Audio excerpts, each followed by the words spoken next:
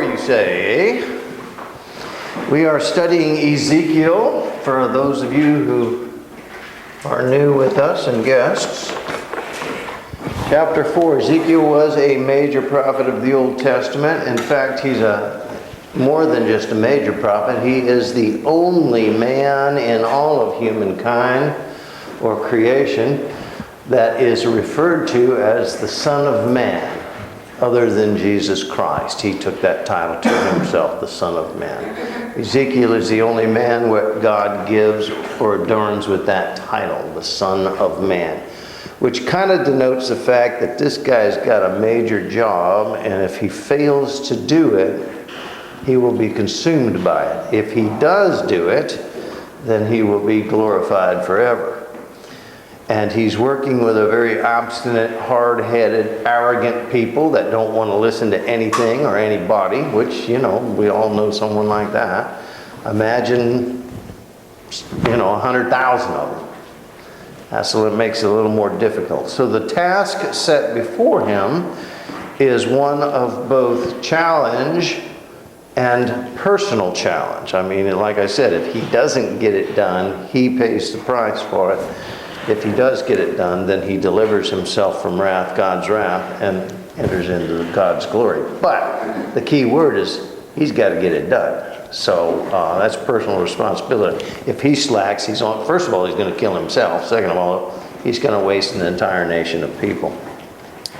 So that's where we are. God made that quite plain in chapter 3. Chapter 4, then he's going to get a little kind of a lesson in retrospect. Let's look back and see what has happened thus far. And that's the one verse you don't want to hear when you walk into heaven. And God says, oh, it's Chandler, let's go to the video. Uh-oh. Because then everything you've ever done is right there. Everything you've ever said, right there. Everything you've ever thought, right there. So I got to bank heavily, which he will talk later on, and later in Ezekiel, bank heavily on that promise of God to forgive all our sins and remember them no longer. So when they say, let's go to the video, there'll be nothing there except a picture of Jesus. And then you know you're in. Get it, boys? Remember that. And that's all the days of your life, not just today. All the days of your life. And as an old man, I'm learning that more and more. I'm thinking back and going, I wish I hadn't done that. I wish I hadn't done that. Well, that one, yes, I do. But that one, I wish. So, okay, chapter 4. Let's read it together. Now, you, son of man, get yourself a brick and place it before you, and inscribe upon it the city Jerusalem. And lay siege against it, and build a siege wall, and raise up a ramp. Pitch camps, and place battering rams against it all the way around. Then get yourself an iron plate, and set it up as an iron wall between you and the city. And set your face toward it, so that it is under siege, and besiege it. This is a sign to the house of Israel as for you. Lie down on your left side, and lay the iniquity of the house of Israel on it. And you shall bear their iniquity for the number of days that you lie on it.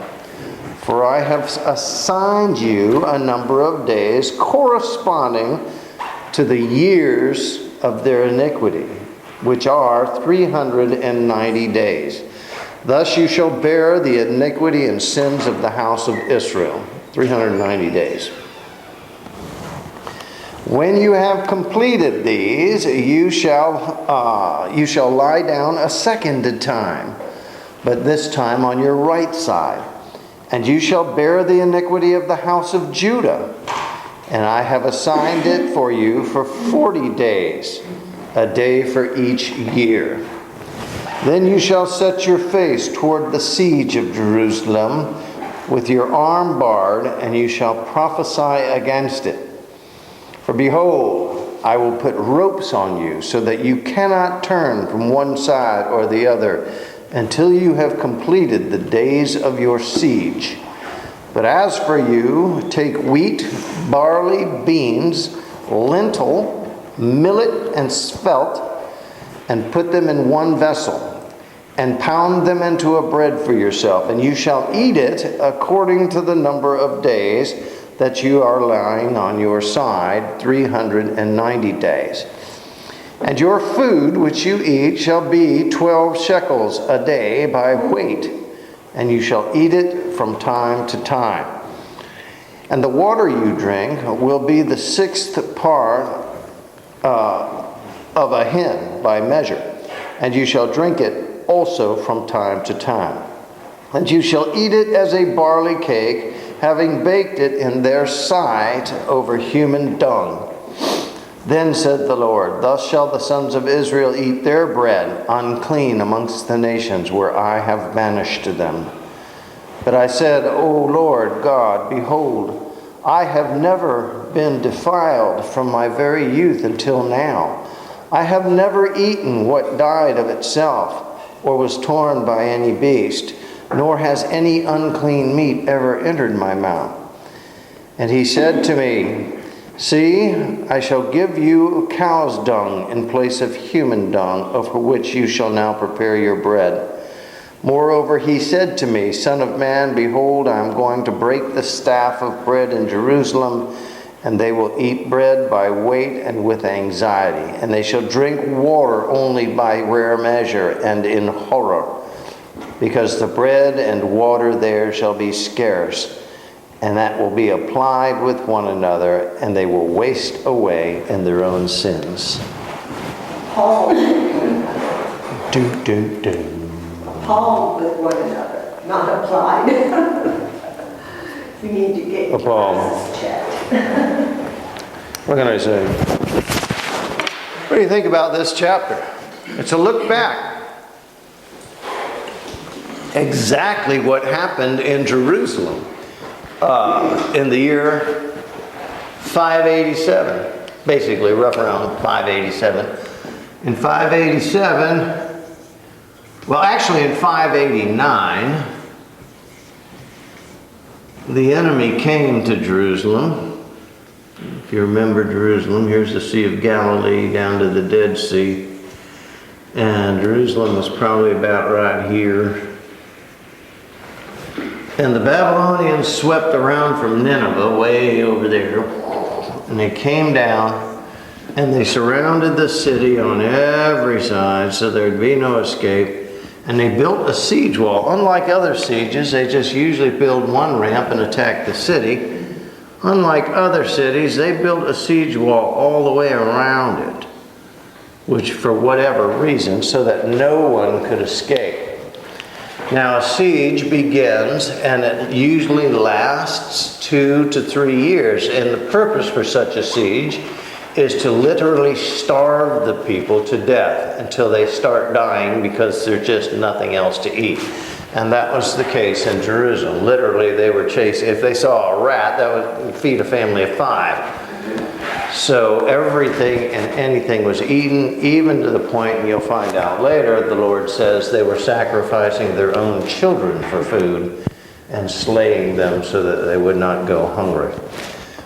This is the purpose of the siege wall. Take for yourself a brick and inscribe upon it the name of the city, Jerusalem. And then put an iron wall around it. Build a siege wall all the way around it and put an iron wall. Because that's what literally the Babylonians did with their shields and everything else. They built a wall around that city. Nobody was going into that city. Nobody was coming out of that city. Nothing. Not a sheep, not a bird, not a nothing. For 3 years. 589 is when they started building or finished building the siege walls. About 587, toward the end of it, in the month of December, they attacked the city. And of course, by then there was nothing left. People couldn't fight. They were all sick and dying of starvation. They were sick and dying because their water supplies were running out. They also blocked up all the wells and rivers that were flowing in there. Even Hezekiah and those guys, Uzziah's tunnel, the hidden tunnel, they heard and they knew about it and they blocked it off and it stopped the water. So there was no water, there was no food for about 3 years. And literally the people ate until they simply had nothing left to eat. and they began to die. I mean, drop right in the streets and fall down dead. And this was happening. There was sickness and there was disease amongst the people, because as the bodies died, they'd begin to rot, and they couldn't do anything. They couldn't take them out and bury them outside the city, which was the custom. So they just had to leave them in there, and they would rot. Everything became, in the terms of the priests, unclean. Became an unholy place. And this was the purpose of, all right, now lay down for this many years, 390 days, because this represents the 390 years that they have sinned against me. And you lay down and bear the sins of these people. And while you're laying there, I'll make you this horrible bread and this semi-nasty water, and that's what you're going to live on. Kind of like a little bit of what was going on here. Now, the reason we have this, we're not quite sure. Some theologians will say, well, maybe it's because Ezekiel wasn't part of this. So God had to refresh his memory or tell him again what actually happened there. And he illustrates it, of course, by the brick and the wall and the lay on your side, and then turn over the right side and lay down again and eat for whatever he said there, 90 days, or what was it?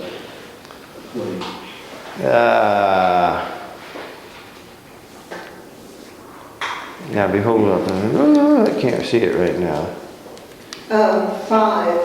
390 days. Assign you a number of days corresponding to the years that they're in. Right, since King David. 40? Yeah. And these correspond to 40 years which they were going to be in bondage. Okay? The 40 years they were going to be in Babylon. Now, I know what you're going to say. You're going to say, but Tom, they were in captivity for 70 years.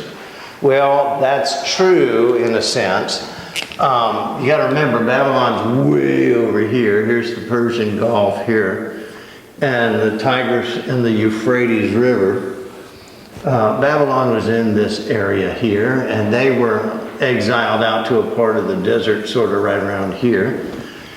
The prisoners were the Jews, and what they did, they were here for 40 years before Darius started to consider, and Cyprus started to consider, these people want to go home. And at the time, we're thinking it was probably more of a financial deal than a godly deal, although the Lord is mentioned in it.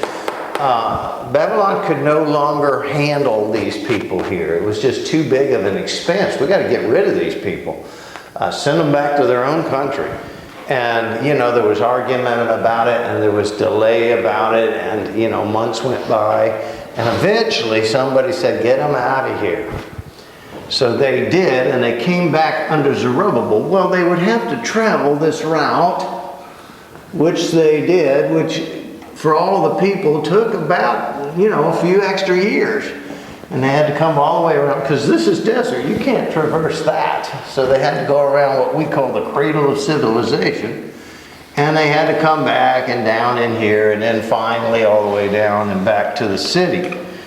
Now, when they got to the city, what they found was total destruction. Remember, the Babylonians destroyed. They didn't leave one rock laying upon another, practically, except that one little hunk of a wall. But it was destroyed. The temple was gone, the housing was gone, the city was gone. Nobody had a house or anything. Usually a hurricane goes over, a few houses are wrecked, but a few stand. Well, not in this case. Nothing stood. They burned it to the ground. So they had to start. And the first thing they did was try and rebuild the wall around the temple. They said, if we can build a wall around the temple, and then the temple inside, we can start our country again, our people again, on the Lord, to tribute to God, praising God. We're going to build His temple first, not our own homes. We're going to build the wall and foundation, the plaza around the temple first, not the houses. Well, if you remember, they left a remnant behind, the Babylonians did. Anybody they didn't kill, all the young men that could hold a sword were killed. All the young men and little girls that were 8, 9 years old, they were taken back as prisoners because they could be slaves. All the old men, the sick, the infirmed, the crippled, the blind, they left them here. We just don't need that burden of sick, ugly, nasty old people in our country. And they all ran and settled up here in the mountains, what is at that time Ephraim, but now has become Samaritan. Or Samaritan. And this is what, by the time Jesus comes along, this is what he tells stories of the Samaritans. You know, the Good Samaritan, we all know that parable. Well, the fact of the matter, in the Jewish mind, there was no such thing as a Good Samaritan. In their mind, in the Jewish mind, the true Jew that came back here and came back eventually here, this is Nazareth and all these up here, the true Jew hated the Samaritans. They were half-breeds, they were inbred, they were everything in the world. As much as the hatred was back in the 40s and 50s of whites to blacks when that whole thing was going on, it was probably very mild compared to the hatred between the two Jews and the Samaritans. They really hated them. So much so, God commanded they come down every year 3 times to Jerusalem for the major days of worship. Remember, Passover and that kind of stuff. Well, the Jew up here traveling would come down to the Sea of Galilee. They would cross over here and then come down this way all the way to Jericho and then re-enter and go up to Jerusalem because they didn't want to walk through Samaria. They would become unclean, unholy, and then they couldn't worship when they got here. Well, this side of the Jordan River is fraught with enemies and bad guys and outlaws and everything else. But they were willing to risk that than to walk through Samaria. This is why in the Gospels, when you're reading about Jesus, and he said he went up from Jerusalem into Samaria and found the woman at the well. Remember that?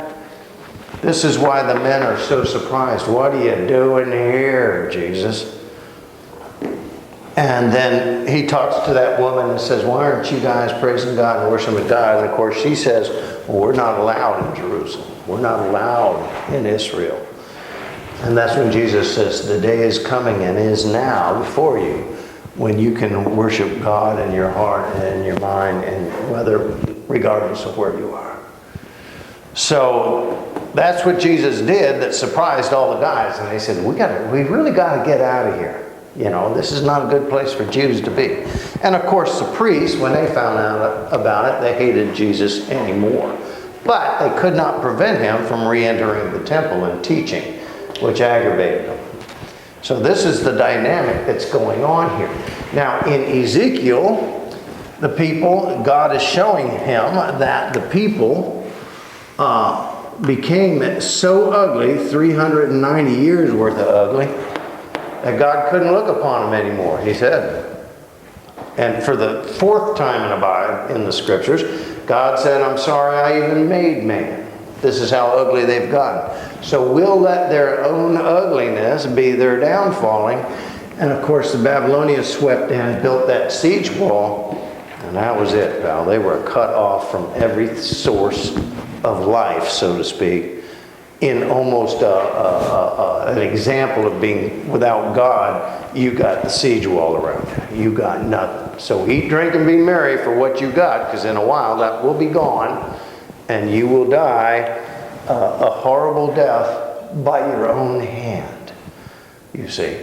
And that's kind of the symbolism here. And you say, well, Tom, why is God showing Ezekiel that? Because he wants his boy going in. He's got to preach to these people. He wants these boys to know, his boy to know, the very character of the human animal. And that is what? Well, it's just like water. Men are just like water. They will sink to their lowest point, as low as they can get. Most humans, left unchecked, will sink to their lowest point. That's outside the realm of God. You know what's struggling in America right now? We have no moral center any longer. Everything's okay. Well, is it okay? Not according to God. God seems to think there's a lot of things that aren't okay. He didn't like them in the old days. He didn't like them in the days of Jesus. And He condemns them in the Revelation. That's pretty much from creation to consummation. The whole gambit. When was it ever okay to do some of this stuff? It's not okay. But man, because of his own, or at least he thinks of his own enlightenment, says, well, God will understand. It's okay. I'm not so sure He understands. And I'm not so sure He thinks it's okay. Things that we would never even speak of now are being broadcast every day on Jerry Springer and Maury Povich and all these other programs. Things that we would never even consider are now being glorified in our media, in our press, on our television screens, for crying out loud. It's absolutely ridiculous. So to counter this sense of, gee, we're going down to hell in a handbasket, we come up with other stupid little things. You know, Berkeley just passed yesterday a law. Good old Berkeley. Never go there, by the way. They're just stupid people. Berkeley passed a law yesterday that they are now going, in honor of everybody, we are going now to throughout the city, going now to gender neutral terms. You can no longer refer to that hole in the street as a manhole. It must now be a maintenance conduit. Oh, come on. The guy that patented those things called them manholes. You can no longer refer to a group of people as part of mankind. You are part of the human experience. You can no longer refer to male men. They are letter carriers. You can no longer refer to policemen or police women. They are simply officers of the court. So, what purpose does that serve? Oh, by the way, you can't use him or her, he or she any longer either. You have to use they and them and that kind of stuff, which is gender neutral. So, Cucaracha, you are no longer a she. You are... I'm Z or a Z? Well, I can't call you Cucaracha because that's a female word with a female gender on it. So it'll have to... I can't call you Cucaracho because that's male.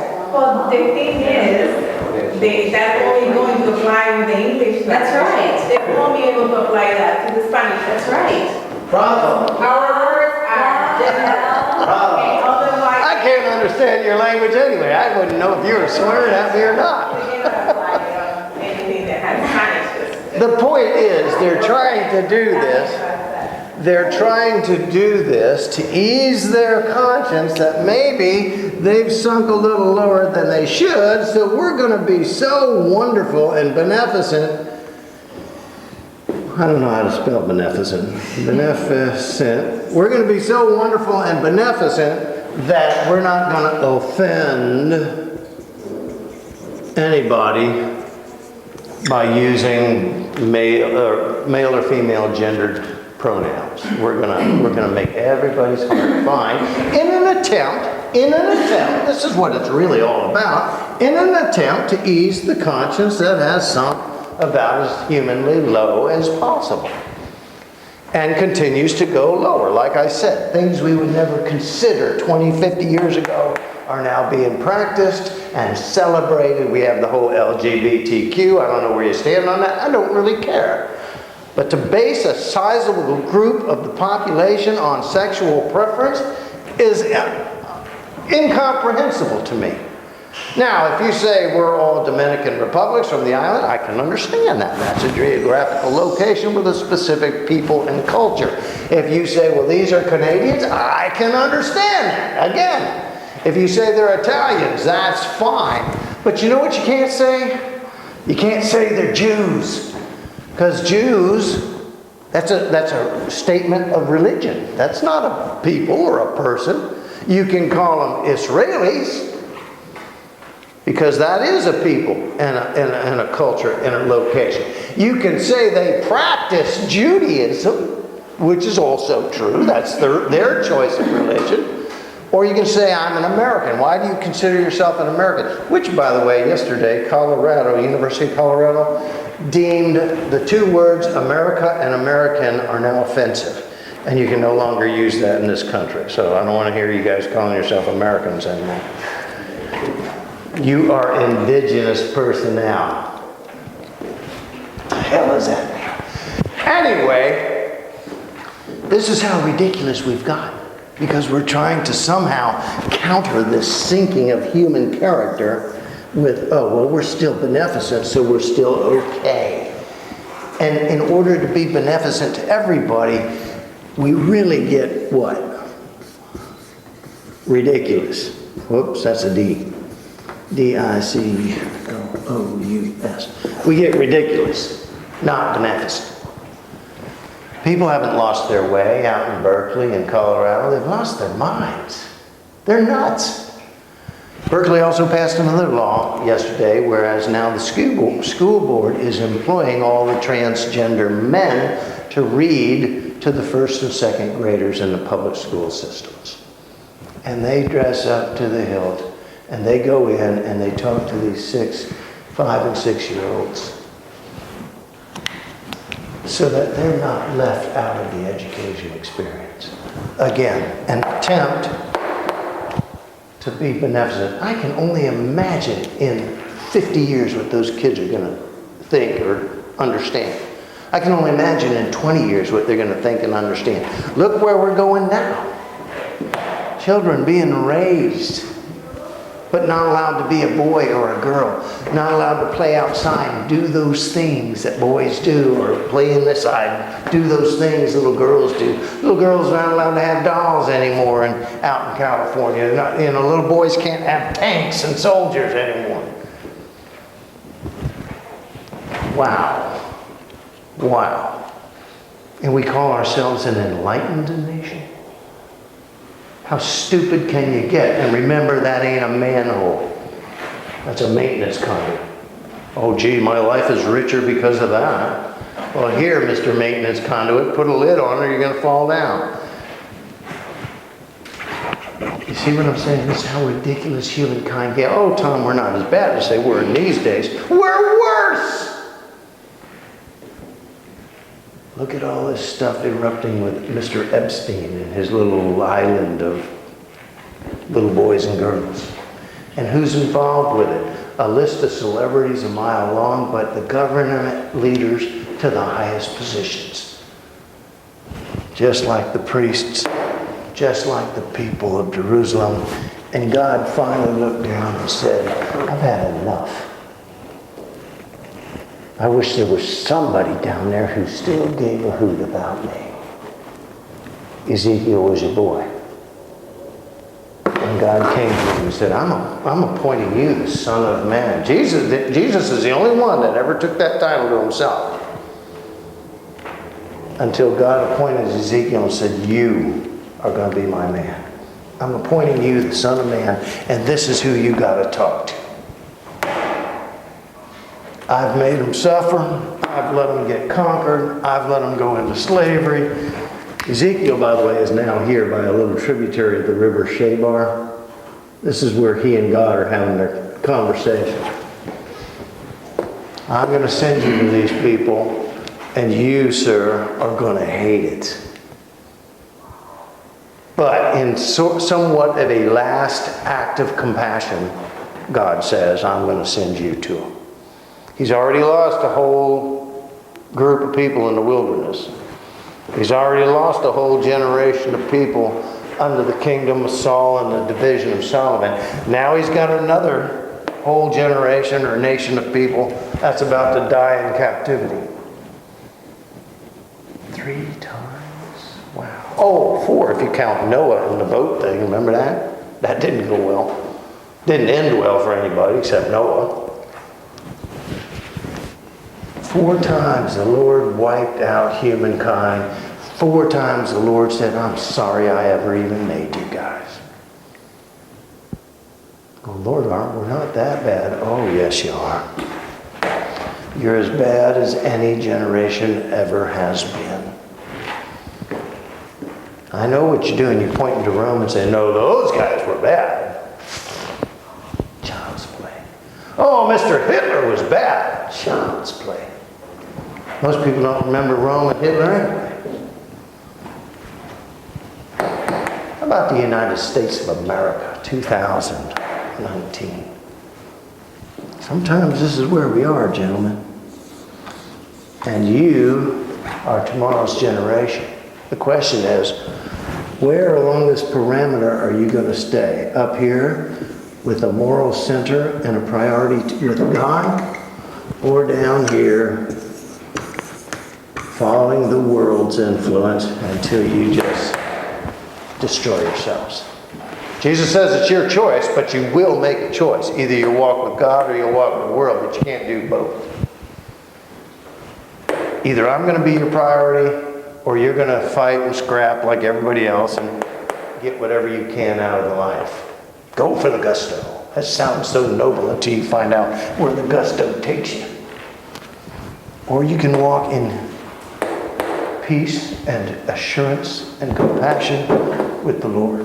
These are the decisions we each have to make. And Jesus said that decision will be made one way or the other. One way or the other. As the prophet says, and we'll say it again, as long as you have breath in your body, you have the opportunity to make this decision. And if you fail to do that, then when your breath stops and you die, you will have made this decision instead.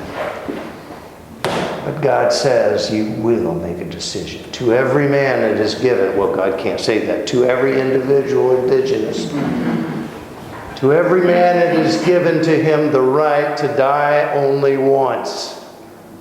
What about the women? Well, he's using man. There you are with the gender crap. All right, to every indigenous individual upon this planet, God has granted the right to die only once, after which, Scripture is very specific, after which you have an appointment that you will keep, it says, upon which God will render his final decision. So one way or another, you're going to stand back in the presence of God. And he's going to finalize that decision. Into glory or back into the lake of fire where you were headed anyway. So with or without your cooperation, a decision will be made, and based on that decision will be the consequence. And the Lord can't be any more specific about that. One way or another, though, if you don't make it in life, your death will make it against God when you die. But a decision will be made. Jesus, last thing he said to Judas, remember that? At the Last Supper, he looked at Judas and said, what you decide, do quickly. And of course, Judas got up and went out to betray Jesus. And the Lord said it would have been better if he had never been born than what he's getting into now. Of course, he went out and hung himself afterwards when he sang. And he stood, I'm sure he stood before the Lord, and I'm sure it was probably not a good outcome after that. I don't know. I'm not in the judgment business. But that's the speculation according to God's rules, not ours. Well, God is teaching Ezekiel all of this by making him lie down and reenact basically the 390 years that God put up with these people hitting the bottom down here. The 40 years that they will pay for it, which is really nothing when you think about it. The 40 years which they will pay for over here, which are quickly coming to a close.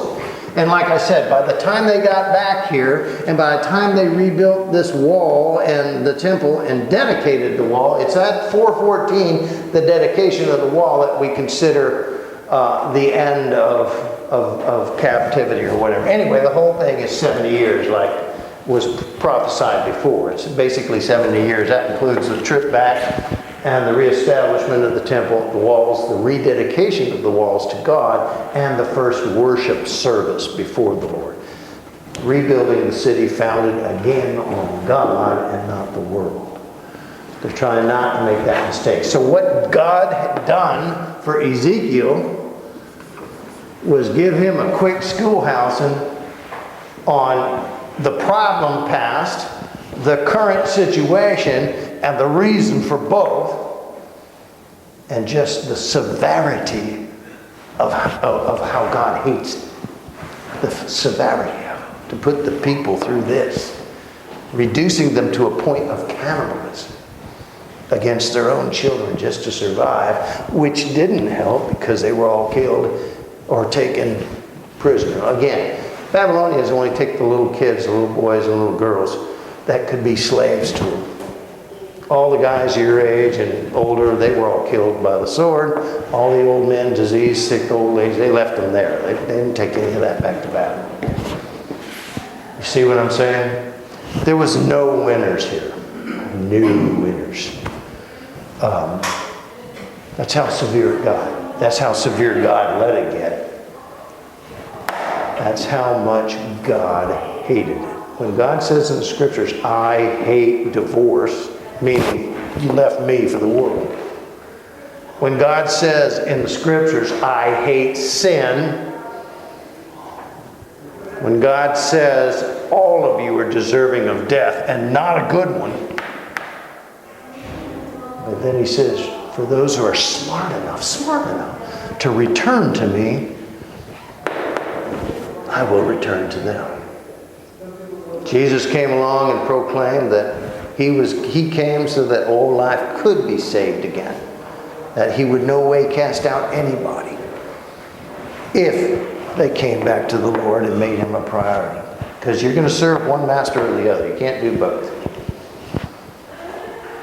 Why would Jesus make such a big point of this? Well, the history isn't speaking well for the Israelites. Again, 3 or 4 times in the course of their history, 4 if you include Noah, the entire generation of people were destroyed by their own hands. God's wrath is real. So I ask again, when did it become okay to do some of this stuff? It's not. It never was. I like Malachi. We're not studying Malachi. The last book of the Old Testament, the last word in the last book of the Old Testament, God says, I will not accept your offerings any longer. I will not accept your prayers. I will not listen to your cries. In fact, God has a little sense of humor. He says, I wish there was one of you smart enough not even to offer it. But somehow you still think by these little benefit things, you're going to somehow slide by. You ain't sliding by, pal. God says, I wish there was one of you smart enough to not even try. If I'm not a priority in your life, if I haven't been a priority in your life, if I never will be a priority in your life, then stop wasting your time. Yes, ma'am? Time to go? Okay. We're done. That's chapter 4. Next week it gets a little worse.